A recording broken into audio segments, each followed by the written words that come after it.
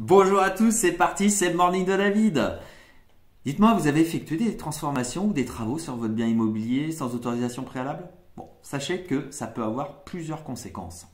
Les travaux que vous avez effectués sans autorisation peuvent rendre votre bien non conforme aux règles d'urbanisme local ou aux normes de construction en vigueur.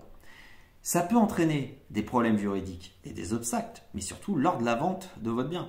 Dans certains cas, les autorités locales peuvent imposer des sanctions administratives aux propriétaires pour avoir effectué des travaux sans autorisation.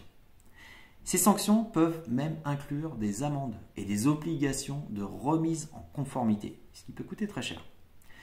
Les travaux non autorisés peuvent entraîner des litiges aussi, avec les autorités locales, les voisins, mais surtout, ce qui nous ennuie, c'est les acheteurs potentiels.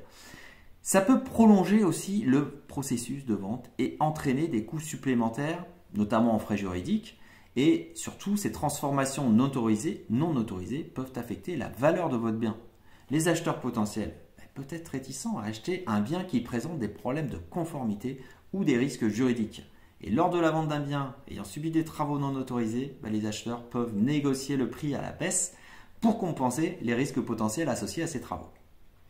Ça peut vraiment réduire vos profits en tant que vendeur. Donc le meilleur conseil que je puisse vous donner est de soumettre une demande de régularisation des travaux auprès du service d'urbanisme de votre commune.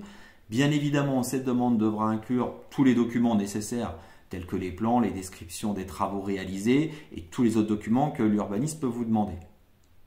Dans certains cas, vous échapperez quand même aux éventuelles amendes si le délai de prescription est dépassé ou que les travaux sont mineurs, non visibles, qui n'ont pas vraiment d'impact significatif sur le paysage urbain ou la sécurité publique. Quoi qu'il en soit, ça restera à l'appréciation du service de l'urbanisme.